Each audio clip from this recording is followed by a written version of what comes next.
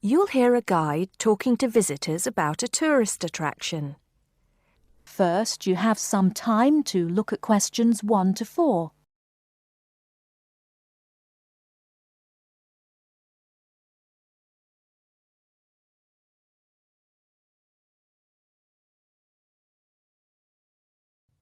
Now listen carefully. Good morning, everybody. Welcome to the Roman Baths. My name's Amanda, and I'm your guide for today.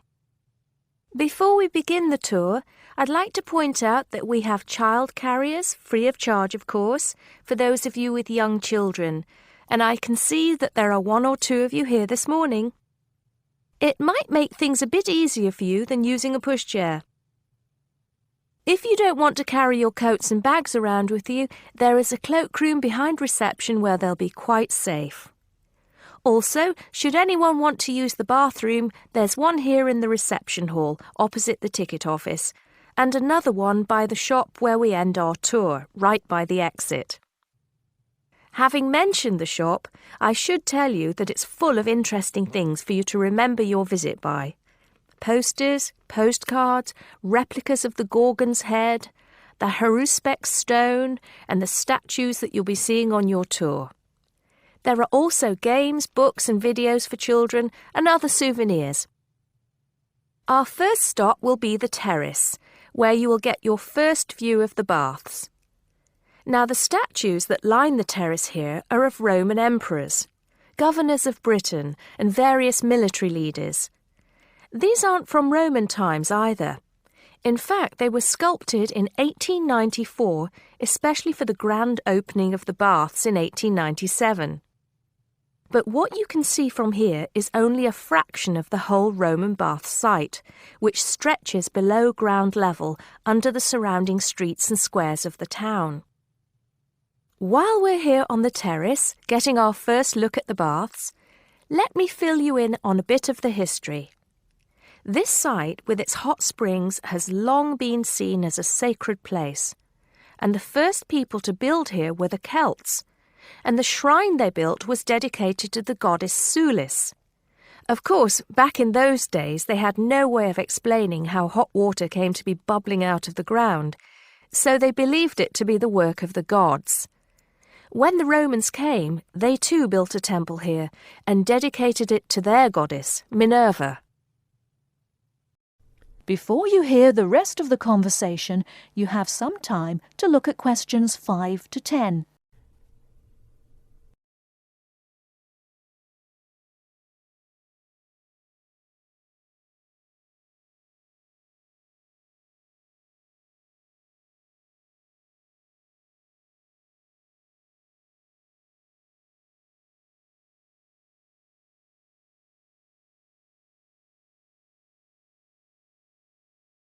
Now listen and answer questions 5 to 10. The bath you can see from here is called the Great Bath. Not very imaginative, I know, but it is the biggest. Impressive, isn't it? At one time it was housed in a huge vaulted hall 40 metres high, which for many people of the period must have been the largest building they'd ever seen in their lives. The bath itself is 1.6 metres deep, ideal for bathing, and has steps leading down to the water on all sides. The niches or alcoves you can see all around the bath would have had benches and possibly small tables for drinks and snacks. Not a bad way to spend your free time, relax, and tell yourself it's all good for your health. Let's move on to our next stop, the Sacred Spring. This is the heart of the site, where the hot water bubbles up from the ground at a temperature of 46 degrees centigrade. The water comes up from a depth of between roughly 2,500 and 4,500 metres, where geothermal energy raises the water temperature to between 64 degrees and 96 degrees. Over 1 million litres of this hot water rise up here every day, and as well as being hot, the water is rich in minerals, and it was thought it would cure various ailments and illnesses. In fact, people came here from all over the Roman Empire to try out its healing powers. Before we take a look at the changing rooms and saunas, which are known as the East Baths, and the plunge pools and heated rooms of the west part of the bathhouse, we'll pass through the site of the temple and the temple courtyard. Here we are. This temple is one of only 2 known classical Roman temples in Britain. The other is the Temple of Claudius at Colchester. This temple is said to date from the late 1st century AD, being built between 60 and 70 AD. But the original temple has been knocked about and added to over the centuries, and what you can see here are just bits of the original temple. OK, shall we move on? That is the end of part 1. You now have half a minute to check your answers.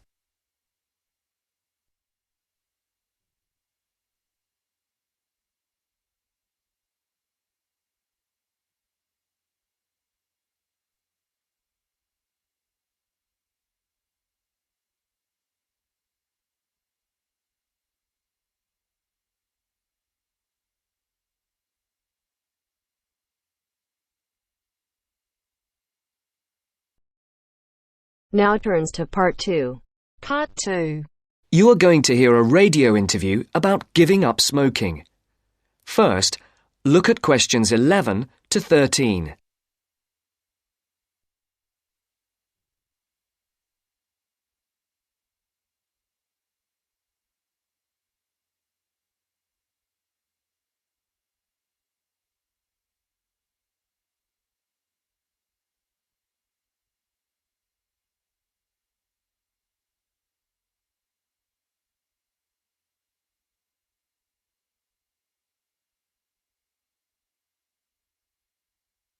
As you listen to the first part of the interview, answer questions 11 to 13. For these questions, there are 4 alternatives: A, B, C, and D. Decide which alternative is the most suitable answer and circle the correct letter. And now, let's hear what Mr. Gold has to say about kicking the habit of smoking. It was connected with wanting to change your life and your desire to become an actor. Is that right, Mr. Gold? Yes. So, can you tell our listeners a bit more about how you managed to give up? Well, I enrolled on a variety of evening courses where I found I wasn't able to do the warm-up sessions. Bending down to touch my toes made me breathless. Even though I hated to admit it, the problem wasn't so much my sitting around all the time, but my 15 to 20 a day smoking habit. If I'd been able to limit myself to 3 or 4 cigarettes a day, there'd have been no problem, but I was seriously addicted. And I'm talking about waking up at 3 a.m. dying for a cigarette, or, in the days before 24-hour shopping, driving across London at night to buy a packet of cigarettes when I ran out. But above all, my addiction meant making sure I never ran out, at the expense of everything else, including necessities. So, what did you do? The thought of all my past attempts to give up just wouldn't go away. This was something that had constantly been on my mind, especially first thing in the morning with the chest pains, coughing fits and headaches, not to mention the frequent colds and throat infections. But I couldn't imagine life without smoking. I also enjoyed my life, but the thing I longed for most was to escape the trap of a job I was bored with. I knew what I wanted, and I understood something else too. This time, I was going to keep my little plan a secret. Now look at questions 14 to 20.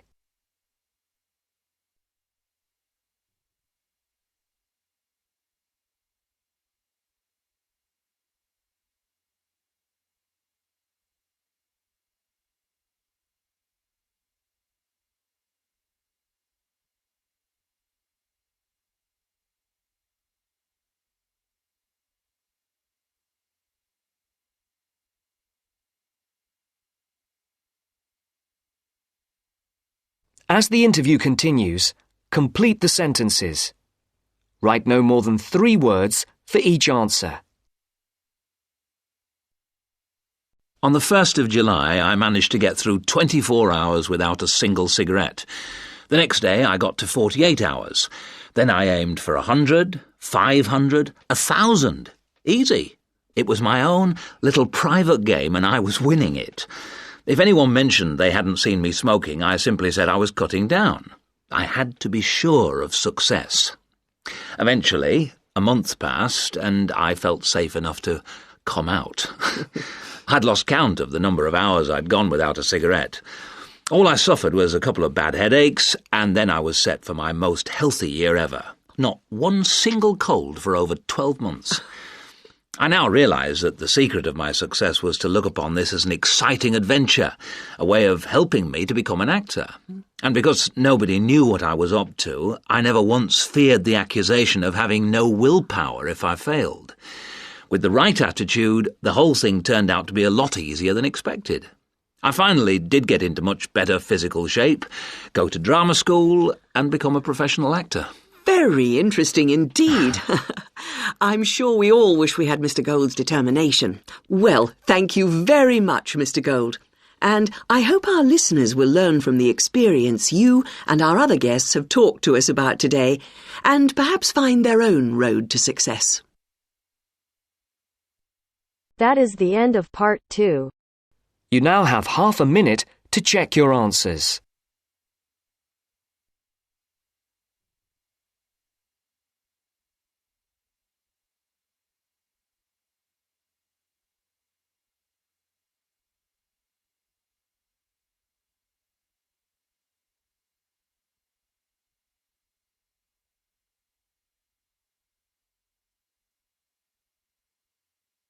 Now turns to part 3. Part 3. You are going to hear a conversation on rivers. First, you have some time to look at questions 21 to 25.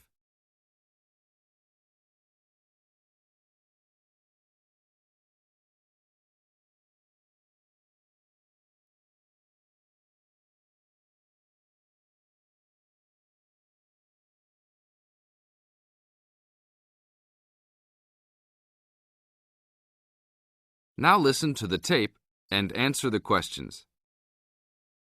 Please tell me about the current state of the Amazon.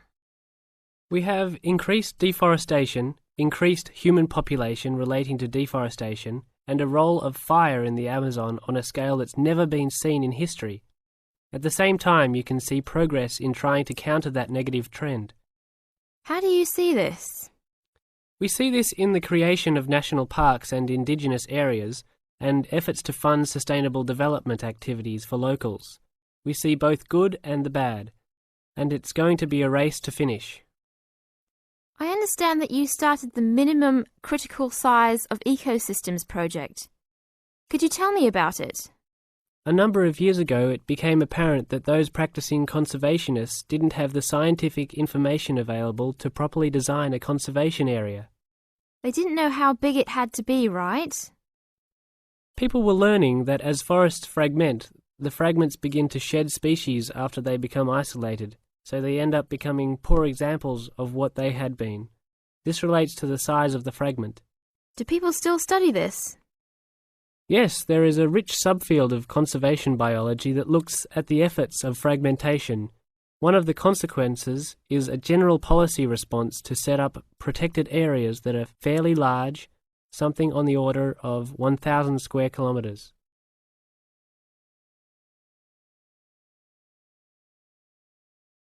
Now look at questions 26 to 30.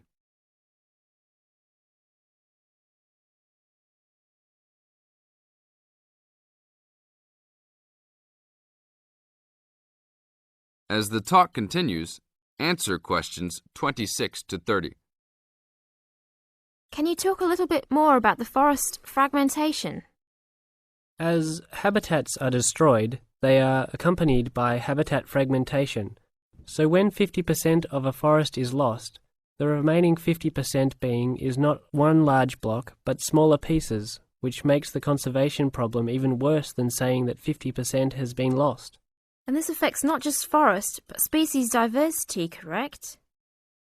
In terms of species loss, we can't give you precise numbers about how many species are lost because of these fragmented landscapes. But we're beginning to get close to where we can make that estimation. And so one of the policy responses to all of this, beyond just trying to create large protected areas, is to try and reconnect the fragments. You've been active in many projects studying the Amazon region over the years. Can you tell us about that process of understanding the Amazon? When people first started looking at conservation priorities, there was not much information about the geography of plant and animal species. One of the first clues was an analysis done in 1969. This looked at bird species and found geographic clusters of species which occurred nowhere else. And those are priority areas for conservation. Was this when people began prioritising refuges? Yes, it was the first time that someone looked basin-wide at priorities, giving priority to so-called refugean areas. Was this when the new trend to use geographic information systems, or a GIS, started? That was in 1990 after we worked out a whole set of biological and conservational priorities and produced a big map using GIS. What are some of the things that GIS does? Well, there are several advantages of using a geographic information system. First, you can continually update the system so that it's now a constantly changing picture. You can actually watch changes. Then you can include large amounts of data, including information about the vectors of development. Roads, railroads, pipelines, hydroelectric projects, etc. And finally, because it is accessible on the internet, it makes this information available to anyone who's interested.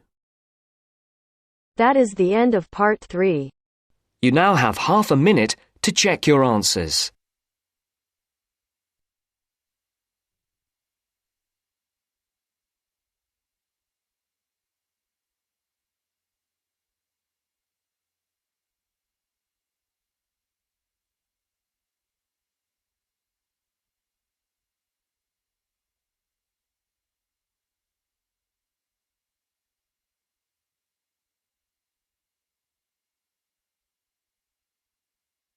Now turns to part 4. Part 4. You will hear a lecture about sports. First, you have some time to look at questions 31 to 40.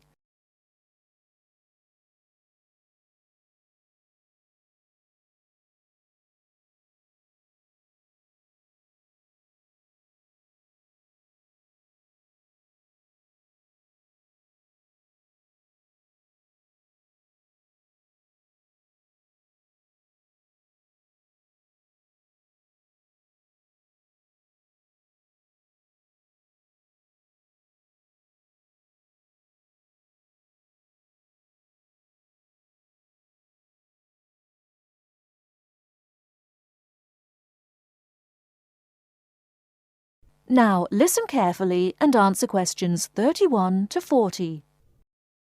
Not all people like to work, but everyone likes to play. As sports help people live happily, they help to keep people healthy and feeling good. When people are playing games, they move a lot. This is good for their health. Having fun with their friends makes them happy. So all over the world, men and women, boys and girls enjoy sports. Since long ago, adults and children have called their friends together to spend hours, even days, playing games. Sports usually take a variety of forms. Organised competitions, which draw huge crowds to cheer their favourite team to victory, athletic games, played for recreation anywhere sufficient space is found, and hunting and fishing. Most sports are seasonal, so that what is happening in sports depends on the time of the year. As sports change with the season, people often do not play the same games in winter as in summer. If you want to know what others' favourite sports are, first of all, you should find where they live. Generally speaking, people in hot areas are fond of swimming, while people in cold places love skiing or skating. In this case, surfing is believed to be an important sport in Hawaii. The Pacific Ocean sends huge waves up on the beaches, waves that are just right for surfing. Some sports, including wrestling, boxing, horse racing, etc., are called spectator sports, as the number of spectators greatly exceeds the number of players in the game. Other sports are called participant sports, drawing a crowd of onlookers only on special occasions, such as tournaments. Some sports are commercial and professional, with players who are paid for their participation and with audiences who pay admission to watch.